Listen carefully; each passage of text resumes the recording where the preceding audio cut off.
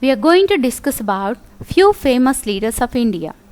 India has produced great leaders during freedom struggle who have shaped the destiny of the nation. These leaders have had a great impact on the people of the country and therefore immensely contribute towards nation building. India attained independence in 1947 essentially because of the charismatic leaders who spearheaded the freedom struggle. Post independence, the India leadership has ensured India to be amongst the best developing countries and is taking its claim to be the permanent member of United Nations. Few very important leaders who made a tremendous impact both within the country as well as in the international arena are discussed here in this lesson.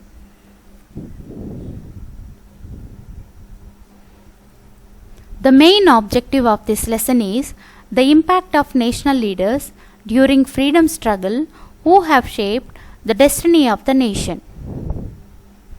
Bal Gangadhar Tilak. Bal Gangadhar Tilak was born on 22nd July 1856 in a middle class family in Ratnagiri, a small coastal town in southwestern Maharashtra. His father Gangadhar Shastri was a noted Sanskrit scholar and school teacher at Ratnagiri. Tilak was a brilliant student and also very good in mathematics. Since his childhood, Tilak had an intolerant attitude towards injustice and he was truthful and straightforward in nature. After graduating from Deccan College, Pune in 1877, Tilak cleared the LLB from the Elphinstone College, Mumbai. Later, he helped found a school that laid emphasis on nationalism. Bal Gangadhar Tilak was a social reformer and freedom fighter. He was one of the prime architects of modern India and strongest advocates of Swaraj. Swaraj means self-rule. He was universally recognized as the father of Indian movement. Tilak was a brilliant politician as well as profound scholar who believed that independence is the foremost necessity for the well-being of a nation. During 1908 to 1914, Bal Gangadhar Tilak spent 6 years rigorous imprisonment in Mandalay jail, Burma. He was deported because of his alleged support to the Indian revolutionaries who had killed some British people. Following his growing fame and popularity, the British government also tried to stop the publication of his newspapers. Tilak returned to India in 1915 when the political situation was fast changing under the shadow of World War I. This was unprecedented jubilation in India after Tilak was freed and back in India. After seeing such a grand welcome, Tilak decided to reunite with his fellow nationalists and founded the All India Home Rule League in 1916 with Joseph Baptista, Annie Besant and Muhammad Ali Jinnah. The league had 1400 members in April 1916 and by 1917 membership had grown to approximately 32,000. Its goal was Swaraj. Tilak went from village to village and explained the aim of his league to the farmers and won their hearts. He travelled constantly in order to organize the people. While fighting for the people's cause, Bal Gangadhar Tilak died on 1st August 1920. Mohandas Karamchand Gandhi. Mohandas Karamchand Gandhi was born on 2nd October 1869 at Porbandar, which is in the present-day Gujarat. His father Karamchand Gandhi was a Diwan of Porbandar. His mother Putlibai was a very religious lady and left a deep impression on Gandhi's mind. He was a mediocre student and was excessively shy and timid. He married at the age of 13 to Kasturbai. Later on in his life, Gandhi denounced the custom of child marriage and termed it as cruel. After schooling, He joined the Samaldas College in Bhavnagar. Gandhiji sailed to England on 4th September 1888. He completed his law degree in 1891 and returned to India. Gandhiji proceeded to South Africa in April 1893. It was in South Africa that Gandhiji's transformation from Mohandas to Mahatma took place. During his stay in South Africa, his life underwent a change and he developed most of his political ideas. Gandhiji decided to dedicate himself completely to the service of humanity. In 1906, in the course of his struggle in South Africa, Gandhiji developed the concept of Ahimsa and Satyagraha.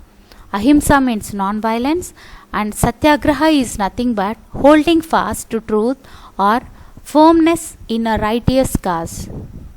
His struggle bore fruit and in 1914, in an agreement between Gandhiji and South African government, the main Indian demands were conceded.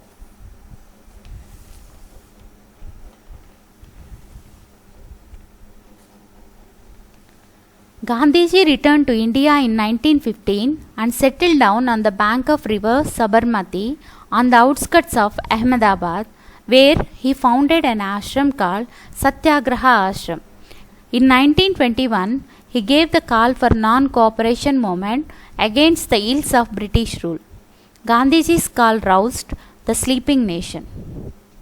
Many Indians renounced their titles and honors, lawyers gave up their practice, and students left colleges and schools. Non-cooperation movement also brought women into the domain of freedom struggle for the first time.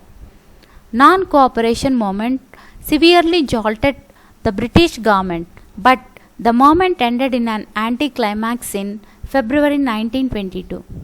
An outbreak of mob violence in Chowri Chowra so shocked and pained Gandhi that he refused to continue the campaign and undertook a fast for 5 days to atone for a crime committed by others in a state of mob hysteria. Gandhiji was sentenced to 6 years imprisonment but was released in 1924 on medical grounds. After the outbreak of Second World War 1939, Gandhiji again became active in the political arena. British government wanted India's help in the war and Congress in return wanted a clear-cut promise of independence from British government. On 8th August 1942, Gandhiji gave the call for Quit India movement. Soon the British government arrested him and other top leaders of Congress. India attained independence in August 1947, but Jinnah's intransigence resulted in the partition of the country. This angered some Hindu fundamentalists, and on 30th January 1948, Gandhiji was shot dead by one such fundamentalist, Nathuram Godse, while he was going for his evening prayers. The last words on the lips of Gandhiji were, "Hey Ram." He proved himself to be a true leader of the people. Bhagat Singh. Bhagat Singh was born on 27 September 1907 at Banga in Lyalpur district, which is in Pakistan now. From his early childhood, Bhagat Singh was imbibed with the family spirit of patriotism. At the time of his birth, his father Kishan Singh was in jail. His uncle Sardar Ajit Singh was a great freedom fighter and established the Indian Patriots Association. On 30th October 1928, an all-parties procession led by Lala Lajpat Rai marched towards the Lahore railway station to protest against the arrival of the Simon Commission. Stopping the procession, police made a lathi charge at the activists.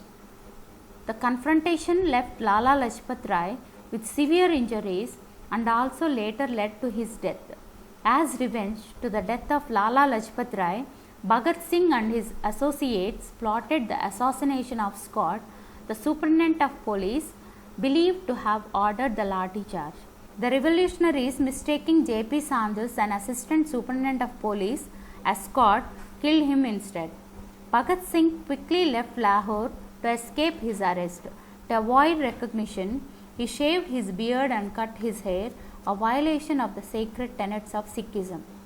On April 8, 1929, Bhagat Singh and Batkeshwar Dutt threw a bomb onto the corridors of the assembly and shouted Inqilab Zindabad. The bomb was not meant to kill or injure anyone, and therefore it was thrown away from the crowded place. Following the blast, both Bhagat Singh and Batkeshwar Dutt courted arrest. The British authority, while interrogating them, came to know about their involvement in the murder of J.P. Sanders. Bhagat Singh, Rajguru and Sukhdev were charged with the murder. Bhagat Singh admitted to the murder and made statements against the British rule during the trial. Bhagat Singh, along with other revolutionaries, was found responsible for the assembly bombing and murder of Sanders. On 23 March 1931, Bhagat Singh was hanged in Lahore with his fellow comrades Rajguru and Sukhdev. Bhagat Singh was cremated at Husainwala near Firozpur on the bank of Sutlej River.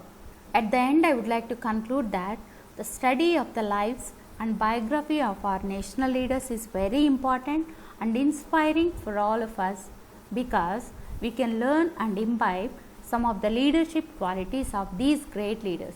Besides, we must also not forget the great sacrifices they have made in getting us freedom from the British. Thank you.